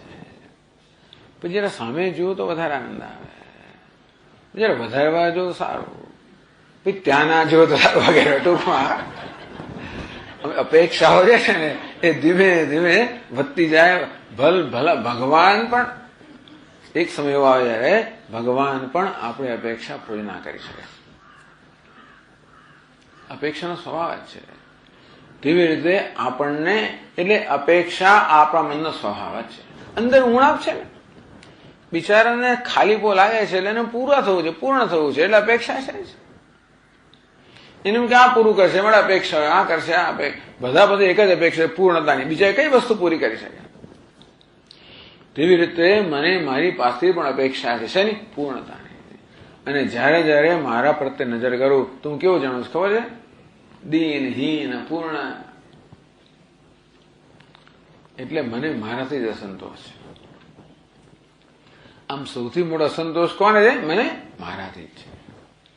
અને તેથી મનમાં સંઘર્ષનું મૂળ કારણ કયું? હું પોતે છે. હું પોતે જ મારા અસંતોષનું, સંઘર્ષનું, અશાંતિનું કારણ છું. તો મનમાં શાંતિ નથી. સમય એટલે મનમાં શાંતિ. સુલેહ કોની સાથે? સુલેહ મારી પોતાની સાથે સુલેહ, તો શાંતિ મળે, બાકી ના મળે. પછી જેમ આપણે સુલેહ થાય એમ દુનિયા સાથે સુલેહ થવાની જ છે. દુનિયા સાથે યુદ્ધ કોને ક્યારે શાને કારણે? મારી સાથે યુદ્ધને કારણે છે. મને મારી સાથે યુદ્ધ ના હોય તો દુનિયા સાથે કઈ વાંધો નથી. દુનિયા શું કરે છે? કેમ યુદ્ધ થાય ખબર છે? દુનિયા બટન દબાયા કરે છે. શાના બટન દબાવે છે? પેલા અસંતોષના બટન દબાવે. શું પેલા શબ્દનો શું અર્થ થાય? જો આટલું મન નથી આવડતું, ખાલા બટન દબાવે. ટૂંકમાં એવા પ્રશ્ન કરો, એ વસ્તુ કરો જે ટૂંકમાં જે વસ્તુ મને સંતોષ આપનારી હોય એમાં તમે ઉણપ બતાવો, બટન દબાવ્યું જ છે. આવી રીતે આપણી પોતાની બધા અપેક્ષાઓ છે. મન તો બધું આવડવું જ જોઈએ, મન તો બધું યાદ રહેવું જ જોઈએ, મન તો આ ખબર હોવી જ જોઈએ. જેવી કઈ અપેક્ષા હોય, આ દરેકને જુદી પ્રકારની અપેક્ષા હોય. કોઈને કે મને બધી રસોઈ આવડે, મને આવડવું જોઈએ, મને તો આમ જ થાય ને, મને સારું જ થાય ને, પેલું જ થાય વગેરે. બધા જુદા ક્ષેત્રમાં જ્યાં જઈને અપેક્ષાઓ પોતે, અને પછી એમ ના થયું આપણી દ્રષ્ટિએ સારો. અને તો કોઈ કે જો પણ છે ને ત્યારે સ્વામીજી હું ત્યાં ગયો પેલું પ્રવચન મેં સાંભળ્યું ને પેલા સ્વામીજી પાસેથી, બસ પતી ગયો, આપણો ફુગ્ગો ફૂટી ગયો, આપણો વહેમ છે ગયો બાપો. એટલે વાર કેટલી? કોઈનો ફુગ્ગો ફોડવો હોય, કોઈને નર્વસ કરવો હોય, કોઈને ઉત્તેજિત કરવો હોય, કોઈને ગુસ્સે કરવો તો કેટલી વાર લાગે. એ કળા છે. ઘણા લોકો નિષ્ણાત હોય છે. પણ એટલે કારણ કે અંદર તો પેલો એક વાયરલ ઓર્ગેનિક છે, અંદર છે જ. ખાલી પંખો નાખવાની જરૂર છે. પેલો વાયરલ ઓર્ગેનિક ખબર ઉપર રાખ હોય, આમ નાખો ને એટલે તરત તેવું અંદર છે જ. તમે જયારે આ પંખો ફેરવો, આવું કઈ વાક્ય બોલો, કશું વર્તન કરો, કશું બોલવાની જરૂર નથી, હોવાની જ જરૂર છે. બસ ચહેરાના ભાવ જ પૂરતા છે, બીજું કઈ જરૂરી નથી. એ પરથી જ નક્કી થાય કે તમે એનો ક્યાસ કેટલો કાઢો છો, પૂરતું છે. આ બધી રીતે ઘણી રીતે આપણે આપણી વસ્તુઓ છે એને પહોંચાડતા હોય. પહોંચાડ બહુ રીતો છે બધી. એટલે મનોનિગ્રહ, ટૂંકમાં આપણે એનો ભાષાંતર કરીએ મન પર પ્રભુત્વ. આપણા સ્વામીજી જૂના જમાનામાં કહેવાય કે કોઈ આપણો ઘરનો માલિક ઘરે આવે તો કૂતરું દોડતું દોડતું આવે, એને આવકારવા માટે આવે. પોતાના માલિકનો કૂતરો આનંદ પ્રગટ કરે. એટલે કૂતરું કેમ આનંદ પ્રગટ કરે? પૂંછડી પટપટાવે. બહુ સરસ લાગે ને. એમ માને કે પૂંછડી કૂતરો પૂંછડી પટપટાવે, પૂંછડી કૂતરાને પટપટાવે તો કેવું થાય? એવી રીતે આપણે મનને પટપટાવે તો સુધી પણ મન આપણે પટપટાવે તો હું વિષયને ભોગવું. એક વસ્તુ વિષય મને ભોગવે તો, એટલે મન પર પ્રભુત્વ ક્યારે હોય? મનમાં સંઘર્ષ ના હોય, જ્યારે મન શાંત હોય ત્યારે મન અનુકૂળ હોય. આત્મયો હ્યાત્મનો બંધુ આત્મૈવ રિપુઃ આત્મનઃ. આ મન આપણું મિત્ર પણ બની શકે, મન જ આપણું શત્રુ પણ બની શકે. આ મનને મિત્ર બનાવવું. મિત્ર ક્યારે બનાવી શકીએ? જ્યાં સુધી મન આપણા દુશ્મનના પ્રભાવમાં હોય ત્યાં આપણું શત્રુ હોય. કયા દુશ્મન છે? આ રાગ અને દ્વેષ. તયોર્ન વશમાં આગચ્છેત તૌ હ્યસ્ય પરિપંથિનો. ભગવાન કે હે અર્જુન, રાગ દ્વેષના વશમાં ના આવીશ એ તો તારા માર્ગમાં રહેલા લૂંટારાઓ છે. મહાશનો મહાપાપમાં વિધ્યેન મિહ વૈરિણમ. આ તો જો હે અર્જુન, આ રાગ દ્વેષનું પેટ ક્યારે ભરાય નહીં. જેમ જેમ તું પૂરા કરવા જાય તેમ તેમ એની ભૂખ વધતી જ જવાની છે. અગ્નિમાં ઘી હોમવાથી અગ્નિને વધતો જાય તે રીતે આ રાગ દ્વેષને જેટલો સંતોષ આપવાનો પ્રયત્ન કરીએ એની ભૂખ વધતી જ જવાની છે. મહાશનો મહાપાપમાં. છેવટે હે અર્જુન, એ તને કાબુ મળે તારી પાસેથી કામ કરાવશે. રાગ દ્વેષથી પ્રેરણા તું કશું કરીશ એ પાપ કર્મ જ હશે. રાગ અને દ્વેષથી પ્રેરણા કરીને એટલે આપણે કેવા બની જાય ખબર છે? રાગ અને દ્વેષ આપણને અસંવેદનશીલ બનાવી દે. આપણે પોતાની લાગણી માટે આપણે એટલા બધા ચુસ્ત થઈ જઈએ કે બીજાની લાગણીની છે ને આપણે અડકે છીએ. એટલે એવું થઈ જ જાય કે બીજાની લાગણી દુભાય. આસક્તિથી પ્રેરણા કરીએ તો ક્યાં પક્ષપાત એટલે ક્યાં ક્રૂરતા થઈ જવાની. દ્વેષથી પ્રેરણા તો પણ ત્યાં નિષ્ઠુરતા આવી જવાની અને કોઈને ઈજા થવાની. આ રીતે રાગ અને દ્વેષથી પ્રેરાને જયારે પણ કશું પણ થાય ત્યારે કોઈને કોઈને ઈજા થવાની, ક્યાંક હિંસા થવાની, પાપ લાગવાનું. મહાપાપમાં વિધ્યેન મિહ વૈરિણમ. અર્જુન, આ તારો એક નંબરનો વૈરી છે. આમ ભગવદ્ ગીતામાં ભગવાને સ્પષ્ટ કર્યું કે આ કામ, ક્રોધ કે રાગ દ્વેષ વૈરી છે. તયોર્ન વશમાં આગચ્છે. તું એમને વશમાં ના આવે, તું એમને વશમાં કર. આમ સ્વામીજી કહે છે કે આપણે રાગ દ્વેષના વશમાં ન થઈએ, રાગ દ્વેષ આપણા વશમાં હોય. બસ આ જોવાનું. એ કેવી રીતે કરવાનું? તો કહે છે શમન.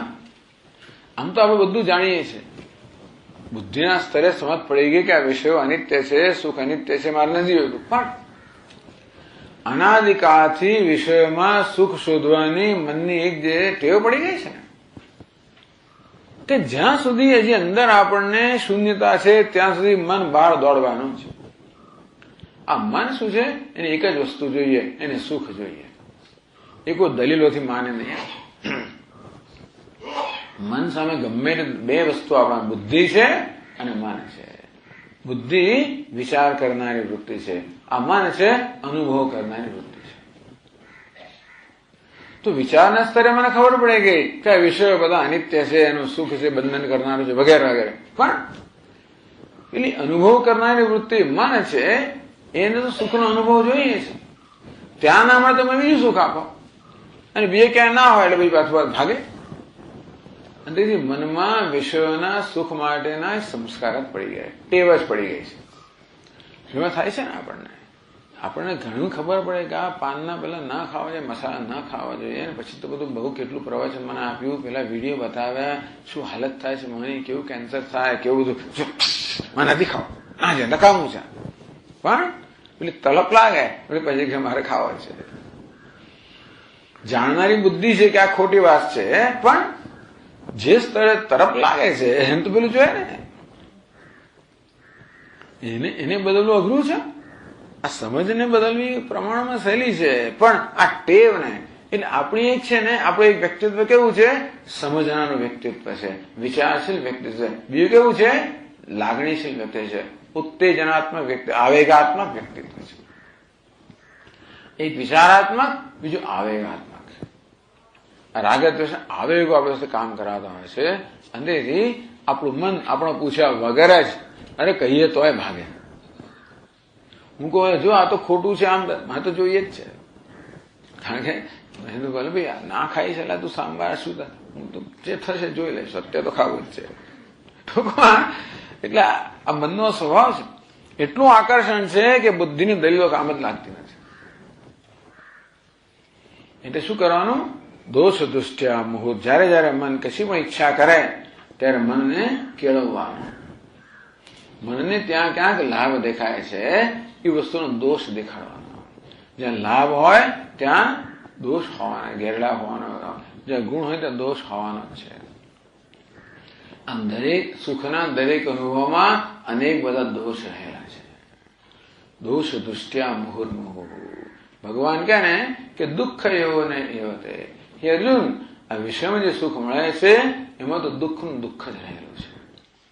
એને મેળવો તો પહેલા દુઃખ, એની સાથેના વિયોગમાં પાછું દુઃખ, અનુભવ કરતી વખતે પણ એક અસંતોષ, અને એની મેળવવામાં કેટલી કિંમત ચૂકવવી પડે પછી બીજું. વળી પાછા ભોગના સંસ્કાર છોડીને જાય તો જુદું, તૃષ્ણા વધારીને જાય તો જુદું, એમ કરીને બીજા આપણે રાગ દ્વેષ ઉત્પન્ન કરે પાછું જુદું, એમ કરીને કર્મ કરાવે પાછું જુદું, એમ કરીને કર્મ ઉત્પન્ન કરે જુદું, પછી સંસાર ચક્કર ચાલુ કે જુદું. આ બધા દોષ રહેલા છે. વિષય સુખમાં આટલા બધા દોષ રહેલા છે. એક તો સુખ કેવું છે, અમુક જ સમય માટે હોય, અમુક જ સ્થળે હોય, અમુક જ માત્રામાં હોય, અને તેથી સુખનો અનુભવ વખતે પણ અસંતોષ તો રહી જતો હોય છે. એને મેળવતા પહેલા પ્રયત્નમાં સુખ, એની સાથેના વિયોગ, પછી એના વિયોગનું દુઃખ, વળી એ સુખ પાછા ભોગના સંસ્કાર છોડી જાય, એ નવી ઈચ્છાઓ જન્મે આવે, એ વળી પાછું નવી તૃષ્ણા, એનું પાછું દુઃખ. એ તૃષ્ણા પૂરી કરવા માટે ક્યાંક આસક્તિ હોય અને કોઈ વચમાં તો પાછું દ્વેષ, રાગ દ્વેષ જન્મે, વળી પાછું દુઃખ. પાછું એના આવેગથી બીજા કર્મ કરવું, કર્મનું ફળ મળે, બીજો દેહ મેળવવો મળે, વળી જન્મ થાય, પાછું દુઃખ. આ રીતે વિષય સુખમાં અનેક બધા દુઃખ રહેલા છે, જે આપણે સમજીને જયારે મન વિચાર કહે ને મારે પેલું જોઈએ ત્યારે બધું દેખાડવાનું કે જો આવું થશે તો કદાચ જોયું બસ પાછું આવો. વિરજ્ય વિષયવ્રાતા દોષ દૃષ્ટ્યા મુહુર્મુહુ. આમ આ વિષયનો સમૂહ છે, એમાંથી મનને વારંવાર સંકેલો કેવી રીતે, એના પર દમદાટી કરીને એને સમજાવીને. આ મન સાથે આપણો સતત એક વાર્તાલાપ થવો જોઈએ. મન સાથે મિત્રતા. ભલે મન ગમે તે માગતો હોય પણ એને તિરસ્કારવું નહીં, એને તરછોડવું નહીં. મન જે છે તે છે, આપણે જેનો બનાવેલું છે. એ અત્યારે કેમ માગે છે કે ભૂતકાળમાં એની માગણીને હું વાજબી ઠરાવતો હતો એટલે એ માગે છે. ભૂતકાળમાં એને માગેલો આપ્યા કરતો હતો અને હવે કોઈ નહીં મળે તો એવું કે એકદમ થઈ જવા ચાલવાનું. રોજ રોજ ચોકલેટ આપ કરો તો નહીં મળે ચોકલેટ, તારે દાંતમાં સારા નહીં, ભલે ને થાય મત જોઈએ છે, દાંત પડી ભલે ને પડી જાય, જે થાય પાસે જોઈએ જ છે. એટલે મન સાથે પેલા આપણે વાર્તાલાપ થાય છે. મનને આપણે બહુ જરાક ડેલિકેટલી, તો કોમળતાથી વ્યવહાર કરો, નાજુકતાથી વ્યવહાર કરો, એનું દમન ના કરો. એને શિક્ષા કરવાની જરૂર નથી, એને શિક્ષણ આપવાની જરૂર છે. શિક્ષા થોડી થાય, પછી શિક્ષણ નામ શિક્ષા થાય, પણ પેલું શિક્ષણ સમજાવવાનું. કારણ કે ગેરસમજને કારણે એનામાં આ પ્રકાર આકર્ષણ ઉત્પન્ન થાય માટે બુદ્ધિમાં સમજ તો આવી, પણ સમજ અહીંયા આગળ મનમાં નથી આવી. આપણા બે પ્રકારના વ્યક્તિત્વ છે. એક છે સમજનારું વ્યક્તિત્વ, બીજું વર્તનારું વ્યક્તિત્વ. આમ સમજ જયારે વર્તનમાં ઉતરે ત્યારે એ સમજ આપણને ફળદાયી નીવડે, આશીર્વાદરૂપ નીવડે. બાકી સમજમાં તો બહુ મોટું મોટું હોય પણ વર્તનમાં કશું ના હોય તો એ સમજનો કોઈ ઉપયોગ નથી. બીજાનો ઉપયોગ થાય કદાચ, આપણને ઉપયોગ નથી. આપણે પ્રવચન આપેલું બીજાને એનો લાભ મળે ખરો, પણ આપણને લાભ ના મળે. એટલે વિચારમાં અને વર્તનની અંદર એક સુમેળ લાવવો. આ વર્તન નિર્ણય કોણ કરે છે? મન કરે છે. વિચાર ક્યાં છે? બુદ્ધિમાં છે. આમ બુદ્ધિમાં જે સમજે છે એને સતત મનના સ્તરે લાવવી. આ મનને અનુકૂળ, મનને સમજાવવું, એને કેળવવું. એમ કરીને મન અને બુદ્ધિ વચ્ચે એક સુમેળ ઉત્પન્ન કરવો. તો મન સમજશે, કાય કરે તો સમજશે. થોડું કૂતરાને પૂંછડી જેવું ખરું ખરું, એટલે સીધી કરીને વાંકી જવા છે, એટલે પણ મુહુર્મુહુ, બહુ બહુ ધીરજથી કામ લેવા. દીર્ઘકાળ નૈરંતર્યમ આદર, સતત કરવાનું, દીર્ઘકાળ સુધી કરવાનું, અને ધીરજથી કરવાનું, પ્રેમથી કરવાનું. આ મોટું કામ આપણે કરવાનું છે. આ બહુ વેદાંતની બહુ મોટી સાધના છે કે બુદ્ધિમાં જે સમજે છે એને મનના સ્તરે લાવવી. આપણે એ સમજીએ છીએ એ પ્રકારનો આપણો વ્યવહાર, વર્તન થાય. શરૂઆતમાં પ્રયત્નપૂર્વક થાય. અંદર તો પેલું જોઈએ છે, બહાર તો કે નહીં. ધીમે ધીમે ધીમે એ મન એવું અનુકૂળ બની જાય કે પછી એ પોતે જ ઈચ્છા ના કરે. બસ તો આપણે ઘર જીતી ગયા. બહુ મોટી જીત છે. આ રીતે મનોનિગ્રહ, મન પર પ્રભુત્વ, મન આ રાગદ્વેષથી મુક્ત થાય, સંઘર્ષથી મુક્ત થાય. એના માટે પ્રતિપક્ષ ભાવના. તો કારણ કે ક્યાંક ગુણ જોવે છે માટે એની ઈચ્છા કરે છે, તો દોષ દૃષ્ટિ. તો મને દ્વેષ હોય, ક્યાંક દોષ જોતું હોય તો એની પ્રતિપક્ષ એને ગુણ દેખાડવા. ટૂંકમાં મનની વૃત્તિઓને સમજવી. મનમાં રાગ હોય, કામ હોય, ક્રોધ હોય, લોભ હોય, મોહ હોય, ઈર્ષ્યા હોય, સ્પર્ધા હોય, અસંતોષ હોય, આત્મ તિરસ્કાર જાત જાતનો મનમાં હોય છે. પોતાના પ્રત્યે અસંતોષ, તિરસ્કાર બહુ ખરાબ વસ્તુ છે, બહુ જ ખરાબ વસ્તુ છે. એ ખોટું છે. કશી વસ્તુ તિરસ્કારને પાત્ર નથી. હું પણ તિરસ્કારને બધી પ્રેમને જ પાત્ર છે. કોઈ વસ્તુ દ્વેષને પાત્ર નથી. એટલે મને પ્રતિપક્ષ ભાવનાથી મનમાં જયારે કોઈ પ્રકારનો આવેગ આવે, ઈર્ષ્યા જન્મે, ક્રોધ જન્મે, તિરસ્કાર જન્મે, ઘૃણા જન્મે, અણગમો જન્મે, તો તરત જ પ્રતિપક્ષ ભાવનાથી એને નિવૃત્ત કરો. તરત. એટલે ટૂંકમાં સતત આપણે આપણા મનનું નિરીક્ષણ કર્યા કરતા હોઈએ. અને એ રીતે મનનો પરિચય મેળવવાની બહુ જરૂર છે. મનને સમજવાની બહુ જરૂર છે. વેદાંત શાસ્ત્ર આપણને આ બધી સમજ આપે જ છે કે ક્રોધ કેમ જન્મે છે, ઈર્ષ્યા કેમ જન્મે છે, આ ઘમંડ કેમ જન્મે છે, દંભ કેમ જન્મે છે. એટલે અમાનિત્વમ, અદંભિત્વમ, અહિંસા, શાંતિ, આર્જવમ, આ મૂલ્યોનું પાલન છે ને માટે છે, શમ માટે. આ મૂલ્યોના પાલનને પરિણામે શું જન્મે? મનમાં શાંતિ જન્મે. જયારે માનિત્વ હોય, ઘમંડ હોય, અશાંતિ. દંભિત્વ, અશાંતિ. હિંસા, અશાંતિ. કોઈનો બદલો લેવાની ભાવના, અશાંતિ. જૂઠાણું, અશાંતિ. અપ્રામાણિકતા, અશાંતિ. તો આવી બધી વૃત્તિઓ છે આપણામાં. આ બંને પ્રકારની વૃત્તિઓ છે. દૈવી વૃત્તિઓ પણ છે અને આસુરી વૃત્તિઓ પણ છે. પણ દૈવી વૃત્તિઓ છે આપણામાં, એટલું જાણવું. ટૂંકમાં આપણો સ્વભાવ દૈવી જ છે. આસુરી વૃત્તિઓ કેવી છે? આગંતુક છે. દૈવી વૃત્તિ કેવી છે? આપણો સ્વભાવ છે. એટલા માટે આપણો સ્વભાવ તો દેવ છે. આ અસુરો છે ને એ અવિવેકને કારણે કોઈક રીતે આપણા મનમાં પ્રવેશ કરી, આપણે પ્રવેશ કરવા દીધો છે એમને મિત્ર માનીને. હવે જયારે લક્ષણ ખબર પડી ત્યારે ખબર પડી કે આ તો મિત્ર નથી.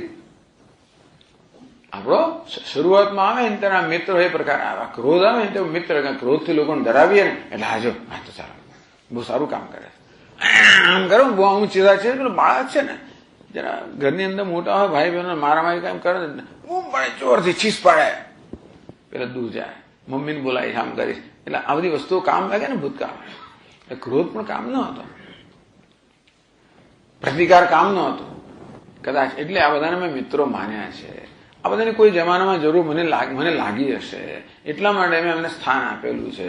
એમનું આ બધા શોર્ટકટ છે, એમનો ઉપયોગ મેં કરેલો છે. જે માં પેલા દીકરો માનતો નથી, જો બાવો આવશે, જો પોલીસ આવશે, પેલો બીજા ધુસકો લે તો શાંત થઈ જાય. આ શોર્ટકટ કે મના માનતો નથી ને, પછી ભલે પેલા ભય ઉભો થાય જુદી વાત છે. એવી રીતે આપણામાં આ બધી વસ્તુ ઘર ઘાલી રહી છે. આપણે જેમને પ્રવેશ કરવા દીધી છે મિત્ર માનીને. હવે ખબર પડે વેદાંત સાંભળ્યા પછી કે આ તમારા શત્રુ છે. દુનિયા તો કહે કે સ્વામીજી અભિમાન નહીં કરો તમારી જાતનો, તો કોઈ સાંભળશે જ નહીં તમને. બહાર જઈને તમારે જાહેર કરવું પડે કે મેં આ કર્યું છે, ને તમારી કોઈ નોંધ જ નહીં લે, તમને કોઈ બદલો આપશે જ નહીં તમને. એટલે તમારે દુનિયામાં તો એવું છે ને, you to sell yourself. Swami એવું ના ચાલે. You to promote yourself. Self promotion. તમને કોઈ પ્રમોટ કરવાનું તમારે જાતે જ કરવાનું છે. તમારે પોતાની ટૂંકમાં તમારે બધાને જણાવવાનું છે કે હું છું, મેં આ કર્યું, બધા દુનિયા જરા જુએ, જો મેં આમ કર્યું, જો મેં બાંધ્યું, અમે જો, તો લોકો જાણશે, નહીં તો નહીં જુએ. તો તમને બી માન ક્યાં મળવાનું છે? આવું બધું આપણે શીખવાડવામાં આવ્યું. આવું કરતા કરતા એટલે માનિત્વ એ તો હોવું જ જોઈએ, અને નિર્દંભિત્વ એ પણ હોવું જ જોઈએ. તો જ આપણું ધાર્યું થાય. સીધા રસ્તે ના થાય તો વાંકા રસ્તે. આ દંભ અને જૂઠાણું શું છે? સીધા રસ્તે ના થાય તો વાંકા રસ્તે. પણ કોઈ જ આપણું કામ થવું જોઈએ. આમ કામ થવું મહત્વનું હતું, સાધ્ય મહત્વ, સાધન મહત્વનું ન હતું. ગમે તે રીતે આપણે કામ સાધવું, જે માર્ગ લેવો પડે લેવો. હવે ખબર પડે કે સાધન મહત્વનું છે. સાધ્ય મળે કે ના મળે, સાધન મહત્વનું છે. તો કે એકદમ બદલાઈ ના છે ને. આપણે મોટર ગાડી 100 કિલોમીટર ઝડપે જતી હોય, આ તો દિશા ખોટી છે એટલે કે એકદમ વળી જવાનું નથી. ઘણો લાંબો સમય થાય. એ તો પછી ધારે આપણે ધીમી પાડવી પડે. એ 10 કિલોમીટર પાણી થાય પછી ધીમે ધીમે વાળી શકાય. પછી ચડવાનું હોય, પેલો ઢાળ બધું કરવું પડે. પેલું ઉતરવાનું સહેલું હતું, ઢાળ હવે પાછું ચડવાનું છે, કઈ વાંધો નહીં. પણ આ જ મુખ્ય સાધના છે. આ રીતે આપણા મનને આ બધા આંતરિક શત્રુથી મુક્ત બનાવવા તો દૈવી સંપત્તિ તો છે જ આપણામાં. ખાલી અસુરો છે ને પેલા દૈવી સંપત્તિને બહાર વ્યક્ત થવા દેતા નથી. આ દૂર કરીશું એટલે પેલો આવિર્ભાવ થતો જ જશે. આમ આપણા રહેલા દેવતાનો આવિર્ભાવ કરવો, આપણામાં રહેલી જે સુગંધ છે એનો આવિર્ભાવ કરવો. આનું નામ શાનું?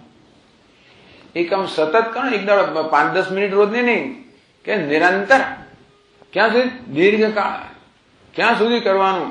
મરતા સુધી, જ્યાં સુધી કરવાનું. સપનોથી વ્યસ્ત પ્રાક શરીર વિમોક્ષણ, ભગવાન કે આ દેહ છે ત્યાં સુધી આ કામ કરવાનું. ક્ષમા, હા ભલે મનોનિગ્રહ, મનનો નિગ્રહ, મન પર પ્રભુત્વ, મનનું નિયંત્રણ, મનને મચડવું, મનને કચડવું નહીં. મચડવાનું નથી, કચડવાનું પણ નથી. એ કે આપણું શત્રુ નથી, નહીં દાવ પેચ કરવાની જરૂર નથી. લોકો જ્યાં જઈને બધી ટેકનિક શીખવાડે, કોઈની કશી ટેકનિકની જરૂર નથી. મનને સમજવાની જરૂર છે અને એને સમજાવવાની જરૂર છે. વેદાંતનો રાજમાર્ગ છે. એમાં ભાવી બી કોઈ વસ્તુને સ્થાન જ નથી. એમાં કોઈ શોર્ટકટને સ્થાન નથી. કશી વસ્તુ એનો સમય, દરેક વસ્તુ પોતાનો સમય લે જતો. આનું નામ જ આપણા વ્યક્તિત્વને સુગંધિત બનાવવું, વ્યક્તિત્વને વિકસાવવું. તો જેવું ફૂલ સુગંધિત બને, વિકસર કેવું સુગંધ, એની સુંદરતા, સુગંધ કઈ અભિવ્યક્ત થાય, એવું જ આપણું વ્યક્તિત્વ છે. સરસ ફૂલ જેવું છે, સરસ કેરી જેવું છે. પણ સુરતમાં ખાટી હોય, કઠણ હોય, એને સુગંધ પણ એવી ના હોય. એને પકવીએ એટલે ધીમે ધીમે એ નરમ બને, સરસ પીળી બને, મધુર બને, સુગંધીદાર બને. બસ એવી રીતે આપણા મનને આવું સુગંધીદાર બનાવવું, મધુર બનાવવું. મૂલ્ય હોવું જોઈએ તો બનશે. બાકી હજી આપણે એમ લાગે કે આપણે કામ લઈએ છીએ, કામ બરોબર છે તો નહીં બને. પણ આવું મૂલ્ય, આ પ્રકારના વ્યક્તિત્વનું મૂલ્ય કે મારું વ્યક્તિત્વ મધુર હોવું જોઈએ. એમાં કોમળતા હોય, માધુર્ય હોય, આ બધા દૈવી ગુણો હોય. મારામાં ક્ષમા હોય, કરુણા હોય, દયા હોય, પ્રેમ હોય, પ્રસન્નતા હોય, ઉપયોગિતા હોય, કોન્ટ્રીબ્યુટર મારે બનવાનું. એટલે બધું કર્મયોગમાં આવી જ જાય બધાની અંદર. તો વેદાંત છે એટલે આવે. પણ આ વેદાંત એની પહેલાનું છે ને એવી તૈયારી છે. કર્મયોગ વગેરે ભગવદ્ ગીતામાં વેદાંત કહેવાય, પણ વેદાંત એટલે આ વેદાંતની શરૂઆત ક્યાં થાય? સાધન ચતુર. આ વેદાંત નથી ખરેખર. તો ઉપદેશ શરૂ થશે ને ત્યારે વેદાંત કહેવાય. છતાંય પણ બહુ તો આપણે એના સાધન ચતુર્થ સંપત્તિને વેદાંત. પણ આ કર્મયોગ આ એની પૂર્વ તૈયારી છે. આ શમદમાં કેમ પ્રાપ્ત થાય? કર્મયોગથી, ઉપાસનાથી, ભગવાનના ભજનથી. એ બધું મને આવી જાય. આ બધું પ્રાપ્ત કરવા માટે આપણો પ્રયત્ન હોય, ઈશ્વરનો અનુગ્રહ હોય, પ્રાર્થના હોય, શ્રવણ હોય, કીર્તન હોય, સ્મરણ હોય, પૂજન હોય, બધું જ આવી જાય. એ બધું શું છે? આપણા મનનું નિર્માણ કરવા માટે. પૂજનમ, જપ, કીર્તનમ વગેરે, ચિંતનમ, આ બધું આપણા મનનું નિર્માણ કરવા માટે છે, મનને ઘડવા માટે છે. અત્યારે મન કેવું છે? ખરબચડા પથ્થર જેવું છે. પણ આપણે આપણા મનને શિલ્પી બનવાનું. ઉદ્ધરે આત્માના આત્માને. ભગવાન કે ભાઈ તારી જાતે તું ઉદ્ધાર કર, તારી જાતને તું ઘડ, તું શિલ્પી બન. અને તારામાં રહેલી જે સુંદરતા છે એનો આવિર્ભાવ જ કરવાનો. એટલે છે જ. ભલે પથ્થર ગમે તો ખરબચડો દેખાતો, અંદર સુંદર મૂર્તિ છે જ ભગવાનની. એને માત્ર આવિર્ભાવ કરવાનો. કરવો પડે. કલ્પના ના સ્વામી મને ખબર પડી ગઈ છે એવું ના ચાલે. એ તો જોવું પડે, અનુભવવું પડે. એટલે એને કંડારવી પડે. એની આગળના જે બધા આવરણ છે દૂર કરવું પડે. આ રાગ દ્વેષ બધી આસુરી આવરણ જ છે. અંદર મૂળ સ્વભાવ તો પેલો જ છે, પણ આવરણ દૂર કરીએ તો પેલાનો આવિર્ભાવ થાય. શમ મનોનિગ્રહ મનો પ્રભુત્વ. ઓમ પૂર્ણમદ પૂર્ણમિદમ પૂર્ણાત પૂર્ણમુદચ્યતે પૂર્ણસ્ય પૂર્ણમાદાય પૂર્ણમેવાવશિષ્યતે. ઓમ શાંતિ શાંતિ શાંતિ. શંકરં શંકરાચાર્યં કેશવં બાદરાયણં સૂત્રભાષ્યકૃતૌ વંદે ભગવन्तૌ પુનઃ પુનઃ. ઈશ્વરો ગુરુરાત્મેતિ મૂર્તિભેદવિભાગિને વ્યોમવદ્વ્યાપ્તદેહાય દક્ષિણામૂર્તયે નમઃ. ઓમ શાંતિ શાંતિ શાંતિ. હરિ ઓમ. શ્રી ગુરુભ્યો નમઃ. હરિ ઓમ.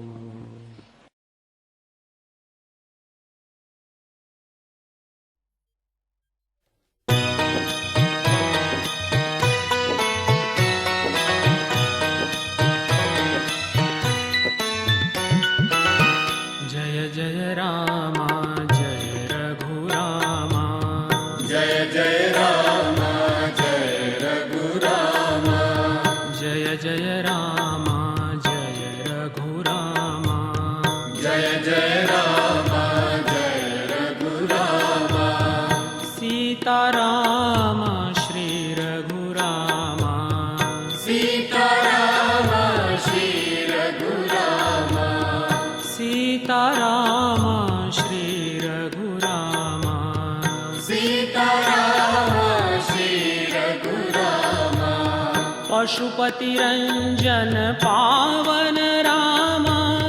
पशुपति रंजन पावन राम. पशुपति रंजन पावन राम. पशुपति रंजन पावन राम. पाप विमोचन तारक नामा. पाप विमोचन तारक नामा.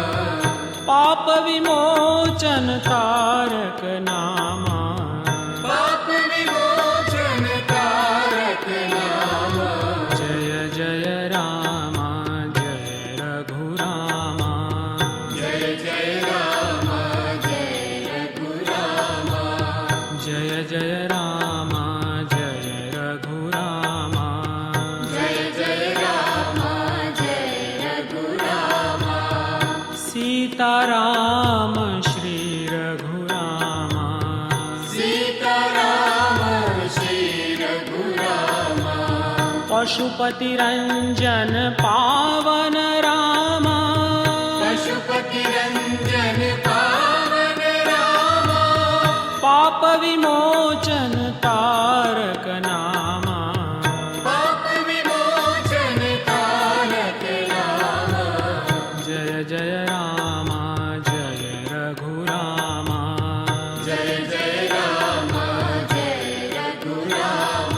राम राम राम राम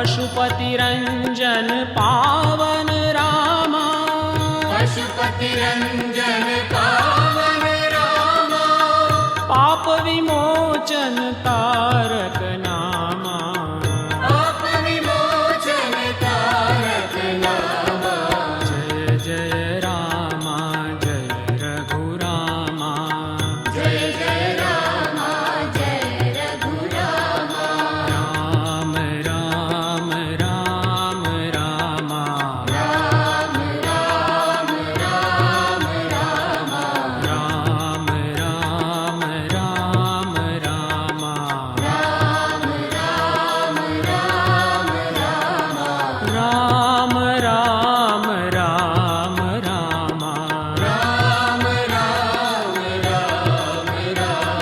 राम राम राम रामा राम राम राम रामा राम राम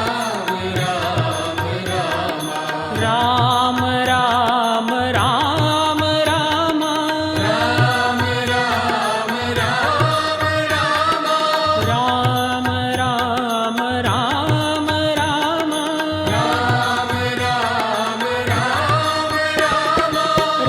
राम राम राम रामा राम राम राम रामा